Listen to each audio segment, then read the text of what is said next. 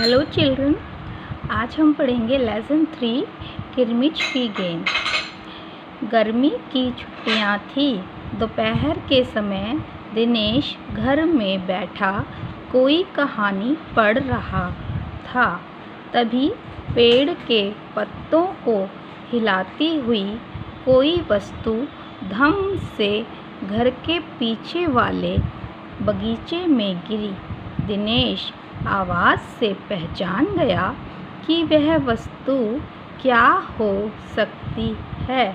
वह एकदम से उठकर बरामदे की चिक सरका कर बगीचे की ओर भागा।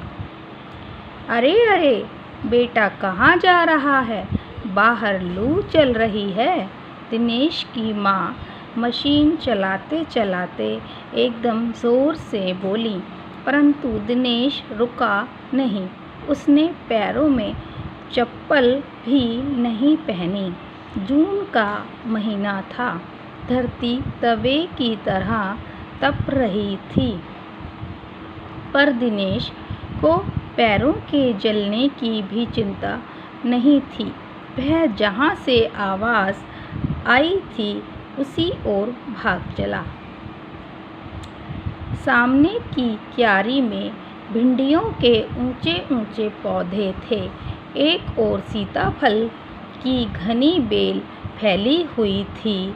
क्यारियों के चारों ओर हरे हरे केले के वृक्ष लहरा रहे थे।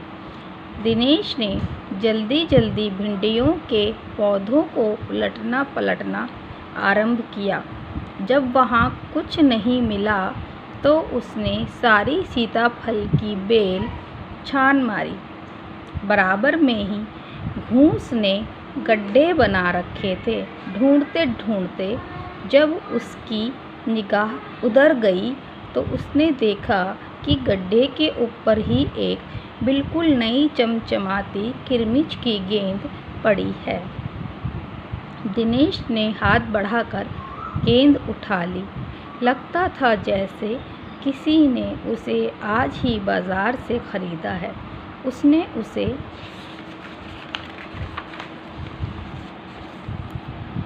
उलट पलट कर देखा, परंतु कुछ भी समझ में नहीं आया कि गेंद किसकी हो सकती है। नज़र उठाकर उस पास की तिमंजिली इमारत की ओर देखा। हो सकता है किसी बच्चे ने ऊपर से फेंका हो, परंतु उस इमारत के इस ओर खुलने वाले सभी दरवाजे और खिड़कियां बंद थे। छत की मुंडेर से लेकर नीचे तक तेज़ धूप चिलचिला रही थी। फिर कौन खरीद सकता है नई गेंद? दिनेश ने सुधीर, अनिल, अरविंद, आनंद, दीपक सभी के नाम मन में दोहराए। यदि गेंद खरीदी भी है तो इस दोपहरी में इसे कौन नीचे फेंकेगा? हो ना हो यह गेंद बाहर से ही आई है। उसने सड़क पर बने गोल चक्कर के बगीचे की ओर देखा, परंतु वहाँ पर केवल 2-4 गायें ही दिखाई पड़ी जो पेड़ों के नीचे सुस्ता रही थीं। उसे ध्यान आया कि जाने कितनी बार उसने मोहल्ले के बच्चों की गेंदें क्रिकेट खेलते हुए दूर चली गई होंगी और फिर कभी ही नहीं मिली। एक बार तो एक गेंद एक चलते हुए ट्रक में भी जा पड़ी थी। तभी भीतर से माँ की आवाज़ आई, अरे दिनेश, तू सुनेगा नहीं? सब अपने अपने घरों में सो रहे हैं और तू धूप में घूम रहा है। दिनेश गेंद को हाथ में लिए हुए भीतर आ गया। ठंडे फर्श पर बिछी चटाई पर वह लेट गया और सोचने लगा, भले ही यह गेंद मोहल्ले में से किसी की ना हो, परंतु ईमानदारी इसी में है कि एक बार सबसे पूछ लिया जाए। गर्मी की छुट्टियां थी। किसकी छुट्टियां थी बेटा? गर्मी की। और बच्चे का नाम क्या था? दिनेश। बच्चा कैसा था? बच्चा बहुत ही ईमानदार था और वह उस गेंद को उसके मालिक के पास पहुंचाना चाहता था। गेंद किसकी बनी हुई थी? गेंद किरमिच की बनी हुई थी और कहाँ आकर पड़ी थी? दिनेश के बगीचे में आकर पड़ी थी। दिनेश की माँ क्या चला रही थी? दिनेश की माँ सिलाई की मशीन चला रही थी। बच्चों ने खेलने की सुविधा को ध्यान में रखते हुए एक क्लब बनाया हुआ था। उस क्लब में सभी बच्चों के लिए बल्ले थे और गेंद खरीदने के लिए वे आपस में क्लब का चंदा देकर पैसे इकट्ठे कर लेते थे। शाम को सारे बच्चे इकट्ठे हुए। दिनेश ने सभी से पूछा, मुझे एक गेंद मिली है। अगर तुम में से किसी की गेंद खो गई हो तो वह गेंद की पहचान बताकर गेंद मुझसे ले सकता है। तभी अनिल बोला, गेंद तो मेरी खो गई है। कब खोई थी तेरी गेंद? यही कोई 4 महीने पहले। तो वह गेंद तेरी नहीं है, दिनेश ने कहा। फिर वह मेरी होगी। सुधीर ने तुरंत उस पर अपना अधिकार जताते हुए कहा। वह कैसे? दिनेश ने पूछा।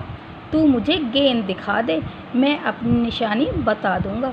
वाह, यह कैसे हो सकता है? दिनेश बोला, गेंद दिखाकर निशानी बताना कौन सा कठिन है? बिना देखे बता, तब जानूं। तभी ऊपर से दीपक उतर आया। दीपक अपना मतलब सिद्ध करने तथा अवसर पड़ने पर सभी को मित्र बना लेने में चतुर था। गेंद की बात सुनकर दीपक बोला, गेंद मेरी है। कैसे तेरी है? सभी ने एक साथ पूछा। कल ही तो तू कह रहा था कि इस बार तेरे पापा तुझे गेंद लाने के लिए पैसे नहीं दे रहे हैं। मेरी गेंद तो 5 महीने पहले खोई थी, दीपक ने कहा। जब बड़े भैया की शादी हुई थी ना, तभी सुनील ने मेरी गेंद छत पर से नीचे फेंक दी थी। दिनेश अच्छी तरह जानता था कि यह गेंद दीपक की नहीं है। दीपक की गेंद 5 महीने पहले खोई थी और यह कभी हो ही नहीं सकता कि गेंद 5 महीने पहले 5-6 महीने पड़ी रहे और उस पर मिट्टी का एक दाग भी ना लगे। दीपक ने कहा, मैं कुछ नहीं जानता। गेंद मेरी है, वह मेरी है और सिर्फ मेरी है। अरे जा जा, बड़ा आया गेंद वाला। क्या सबूत है कि यही गेंद नीचे फेंकी थी? अनिल ने पूछा। दीपक ने कहा, हाँ सबूत है, मुझे गेंद दिखा दो, मैं फ़ौरन बता दूंगा। दिनेश ने कहा कि झगड़ा बढ़ रहा है। गेंद हथियाने के लिए दीपक सुधीर और सुनील का सहारा ले रहा है। वह जानता था कि यदि गेंद दीपक के पास चली गई तो ये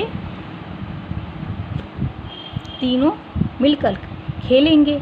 अच्छा, मैं गेंद ले रहा हूँ, परंतु जब तक पक्का सबूत नहीं मिलेगा मैं किसी को दूंगा नहीं, दिनेश ने कहा।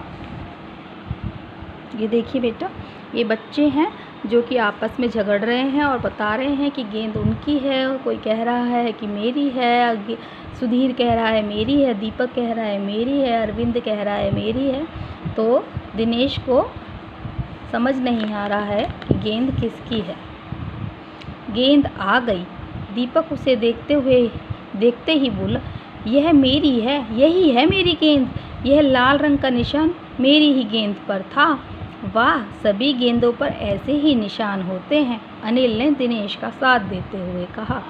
दीपक ने फिर जोर लगाया, मैं अपने पापा से कहलवा सकता हूँ कि गेंद मेरी है। अरे जा, ऐसे तो मैं अपने बड़े भाई से कहलवा सकता हूँ कि गेंद दिनेश की है, अनिल ने कहा। कुछ भी हो, गेंद मेरी है, दीपक ने उसे धरती पर मारते हुए कहा। धरती पर टप्पा पड़ते हुए मेरी गेंद में से ऐसी ही आवाज़ आती थी। मेरे साथ बाजार चल, दुकानों पर जितनी गेंदें हैं सभी के टप्पे की आवाज़ ऐसे ही होगी। अनिल ने फिर उसकी बात काट दी। अच्छी बात है, तो मैं इसे सड़क पर फेंक दूंगा, देखूं कोई इससे कैसे खेलेगा। दीपक ने जैसे ही गेंद को सड़क पर फेंकने के लिए हाथ उठाया कि अनिल और दिनेश ने उसे पकड़ लिया। अब दीपक ने रुआंसे होते हुए अपना अंतिम हथियार आजमाया और बोला, या तो गेंद मुझे दे दो, नहीं तो मैं इसके पैसे सुनील से लूँगा। अब तो सुनील, दीपक और सुधीर का गुट मजबूत होने लगा था। तीनों का ही कहना था कि गेंद दीपक की है और उसे ही मिलनी चाहिए। दिनेश तब तक चुप था। वास्तव में दिनेश का मन उस समय सबके साथ मिलकर उस गेंद से खेलने को कर रहा था। बोला, अब चुप भी रहो, झगड़ा बाद में कर लेंगे, अपने अपने बल्ले ले आओ, पहले खेल लें। 5 मिनट के भीतर ही खेल आरंभ हो गया। दिनेश बल्लेबाजी कर रहा था। अभी 2-4 बार ही खेला था कि वह चमकदार नई गेंद एकदम ज़ोर से उछली और दरवाज़ा पार कर सड़क पर जाते हुए एक स्कूटर में बनी सामान रखने की जालीदार टोकरी में जा गिरी। ये देखिए बेटा, ये यहाँ पर गेंद गिर गई है जाकर। स्कूटर वाले को शायद पता भी नहीं चला। तेज़ी से चलते हुए स्कूटर के साथ गेंद भी चली गई। बच्चे पहले तो चिल्लाते हुए स्कूटर के पीछे भागे, परंतु जल्दी सब रुक गए। वे समझ गए थे कि स्कूटर के पीछे भागना बेकार है। एक पल के लिए सभी ने एक दूसरे की ओर देखा और फिर सभी ठहाका मारकर हंसने लगे।